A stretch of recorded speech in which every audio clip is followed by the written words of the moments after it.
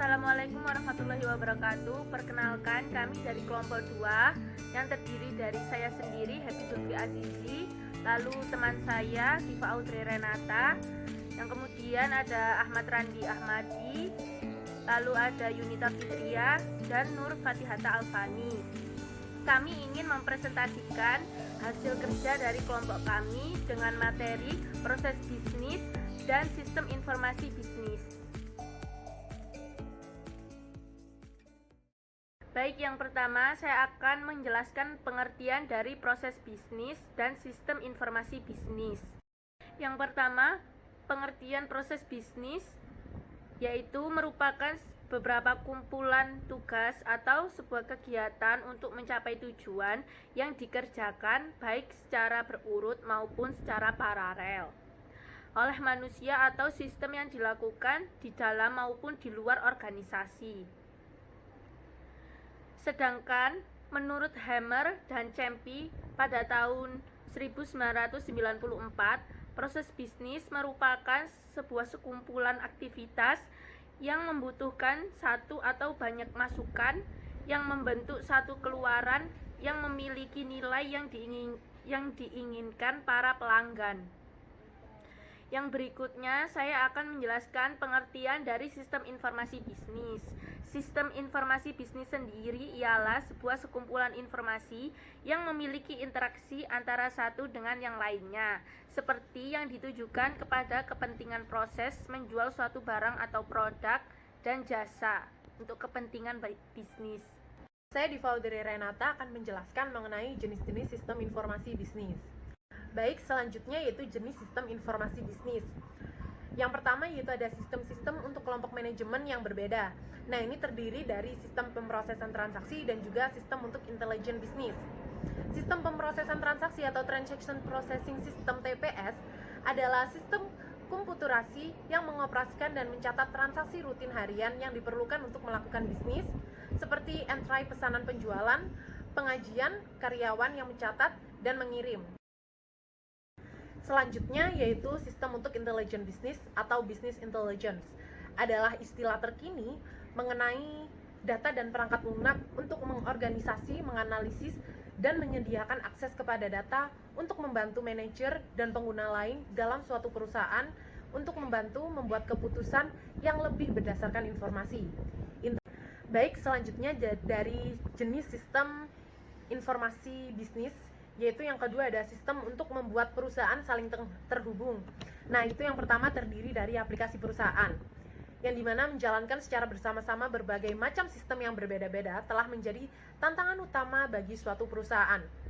Umumnya, perusahaan menggunakan dua cara, yaitu yang pertama membiarkan sistem tumbuh secara alami dalam perusahaan atau menggunakan jasa perusahaan yang lebih kecil. Ada beberapa solusi untuk masalah ini. Salah satunya yaitu dengan mengimplementasikan aplikasi perusahaan atau enterprise application yang menjangkau seluruh area fungsional, berfokus pada pelaksanaan proses bisnis yang terjadi di seluruh perusahaan dan menjangkau seluruh tingkat manajemen. Aplikasi perusahaan membantu perusahaan lebih fleksibel dan produktif dengan cara mengkoordinasikan proses-proses bisnis menjadi lebih singkat, serta mengintegrasikan kelompok-kelompok proses guna menciptakan pengelolaan sumber daya serta layanan yang efisien. Terdapat 4 kategori utama aplikasi perusahaan. Yang pertama yaitu ada sistem perusahaan, lalu sistem pengelolaan, rantai pasokan, sistem pengelolaan hubungan pelanggan, dan juga serta sistem manajemen pengetahuan. Selanjutnya juga terdiri dari internet dan eksternet. Internet dan eksternet disebut juga sebagai perangkat alternatif untuk meningkatkan integrasi dan kelancaran arus informasi antar perusahaan dengan pelanggannya beserta pemasukannya. Secara sederhana, internet adalah situs web internal perusahaan yang hanya dapat diakses oleh karyawan saja. Istilah internet mengacu pada jaringan internal yang berbeda dengan eksternet, yang merupakan jaringan umum yang menghubungkan tiap organisasi beserta jaringan eksternal lainnya. Internet menggunakan teknologi dan teknik yang sama dengan eksternet, dan internet seringkali merupakan wilayah akses pribadi atau khusus kalangan karyawan saja pada situs web perusahaan yang lebih besar. Demikian juga dengan eksternet adalah situs web perusahaan yang dapat diakses oleh vendor dan pemasok yang memiliki wewenang dan biasanya digunakan untuk mengkoordinasikan pengiriman persediaan ke fasilitas produksi perusahaan tersebut. Selanjutnya, jenis sistem informasi bisnis yaitu ada e-business, e-commerce, dan e-government atau bisnis elektronik. Mengacu pada penggunaan teknologi digital dan internet untuk menjalankan proses-proses bisnis utama dalam suatu perusahaan.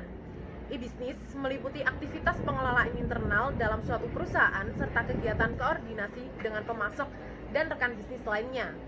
E-business juga meliputi perdagangan elektronik atau electronic e-commerce atau e-commerce.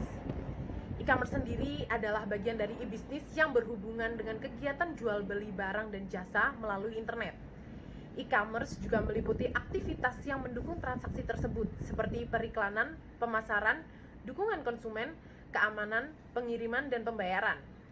E-government mengacu pada penggunaan teknologi aplikasi jaringan dan internet untuk memungkinkan pemerintah berhubungan dengan masyarakat, organisasi bisnis, sektor swasta, dan instansi pemerintah terkait lainnya dengan cara digital. Materi sistem untuk kolaborasi dan bisnis di jaring sosial, di mana pengertian kolaborasi sendiri adalah bekerja sama dengan orang lain untuk mencapai tujuan bersama dengan jelas, di mana kolaborasi ini berfokus pada tugas ataupun prestasi misi yang biasanya terjadi dalam bisnis atau organisasi lainnya.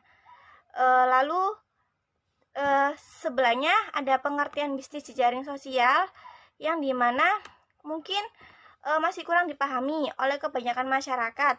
Mungkin kebanyakan masih beranggapan bahwa jejaring sosial itu sama dengan media sosial seperti Facebook, Twitter, Instagram, dan lain sebagainya. Padahal keduanya cukup berbeda, walaupun memang saling berkaitan satu sama lain.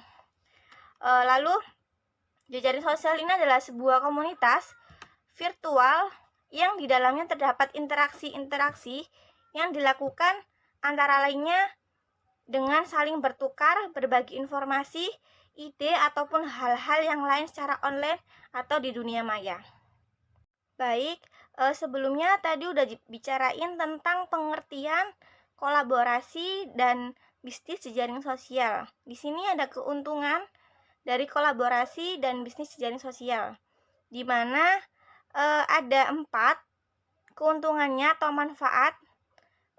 Ada produktivitas, di mana dasar pemikirannya itu apabila orang berinteraksi dan bekerja sama, maka mereka mampu mendapat pengetahuan dan dapat menyelesaikan masalah lebih cepat dibanding orang yang jumlah namun bekerja sendiri-sendiri begitu. Yang kedua ada kualitas, di mana dasar pemikirannya itu orang-orang yang bekerja sama kolaboratif dapat saling mengoreksi kesalahan lebih cepat dibandingkan orang yang bekerja sendiri-sendiri. Terus yang ketiga, inovasi. Dasar pemikirannya di mana orang-orang yang bekerja sama dapat mendatangkan ide yang lebih inovatif tetap produk atau layanan serta administrasinya.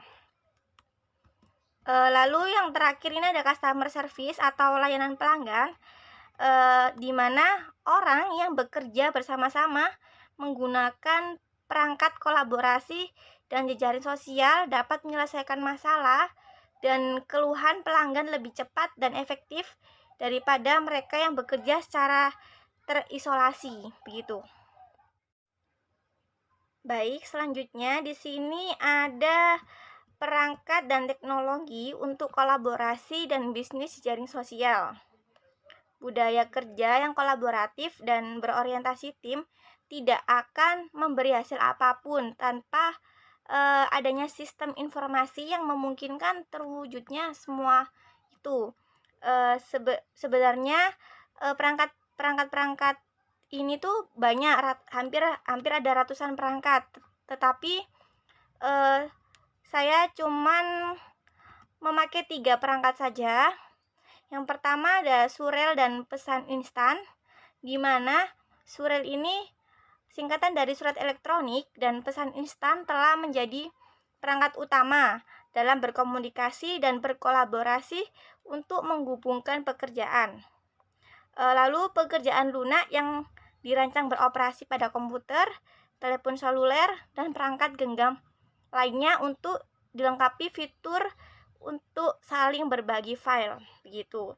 Lalu yang kedua ada wiki, di mana wiki adalah jenis situs web yang memudahkan pengguna yang tidak memiliki pengetahuan dalam bahasa pemrograman dan pengembangan web untuk berkontribusi dan mengubah isi tulisan pada gambar begitu.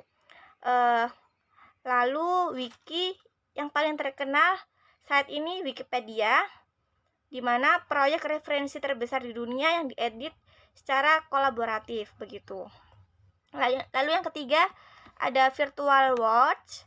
Virtual worlds ini tuh seperti Second Life, adalah lingkungan 3 dimensi yang dihuni oleh penduduk atau warga yang telah menciptakan karakter grafis sebagai perwakilan diri yang dikenal sebagai avatar.